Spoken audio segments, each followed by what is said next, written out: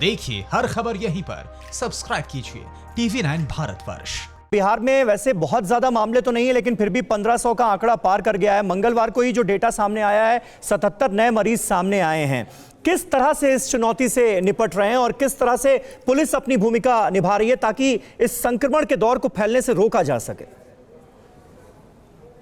देखिए, सरकार ने बड़ी मुकम्मल व्यवस्था की है और पूरे हिंदुस्तान में एक ये मॉडल है, क्योंकि हमने बताया हमारे मजदूर भारी संख्या में बाहर रहते हैं। वो 30-40 लाख की संख्या में बाहर रहते हैं, देश के कोने कोने में फैले हुए हैं जी। ये 2 महीना के संकट से जहां थे, बहुत पीड़ा उन्होंने देखी है, बहुत कष्ट को झेला है और बेचैन है। जैसे ही मौका मिला, हम पहले बुला नहीं सकते थे क्योंकि भारत सरकार की गाइडलाइन में एक स्टेट से दूसरे स्टेट जाना मना था। जब हमने अनुरोध किया, भारत सरकार ने अपना दिशा निर्देश फिर से जारी किया, उनके रास्ता आने का खुला, हमने एक बड़ी शानदार SOP बनाई और ये कि जितने भी हमारे मजदूर भाई बाहर से आएंगे तो हमारी सीमा पर ही उनकी स्क्रीनिंग होगी, उनका टेस्ट होगा, उनका रजिस्ट्रेशन होगा, उनके लिए क्वारंटाइन सेंटर की व्यवस्था रहेगी, उनके खाने पीने, नहाने धोने, दवा, इलाज, सब चीज़ की व्यवस्था रहेगी। उसके बाद हम उनको वहाँ से उनके रेस्पेक्टिव जिस ब्लॉक के रहने वाले हैं, जिस जिले के रहने वाले हैं,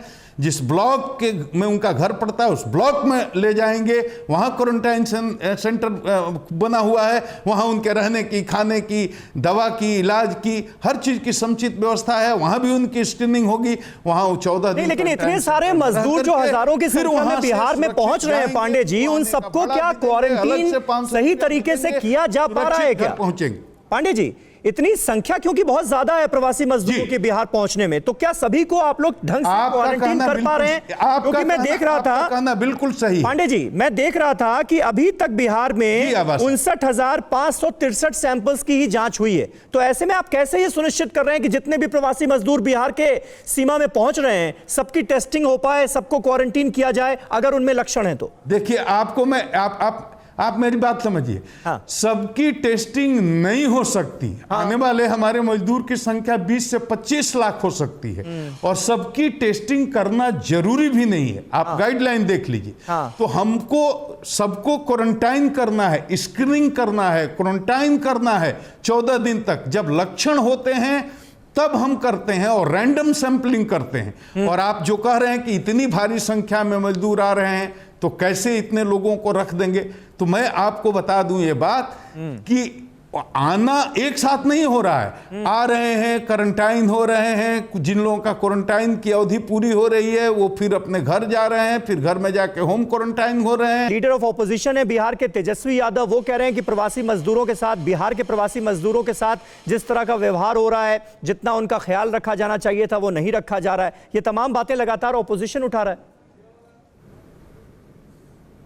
देखिए, हमको उनके बारे में कुछ नहीं कहना है, हमको कौन नेता क्या बोलता है उसके बारे में नहीं कुछ कहना है। हम टिप्पणी देने के लिए अधिकृत व्यक्ति नहीं है उस संबंध में।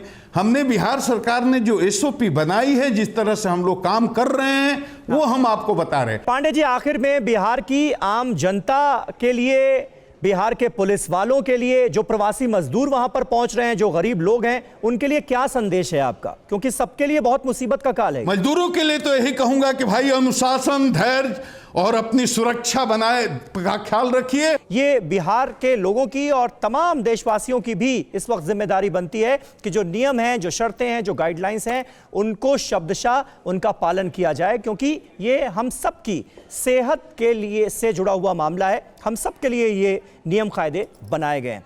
फिक्र आपकी, सोमवार से शुक्रवार रात 9 बजे सिर्फ TV9 भारतवर्ष पर।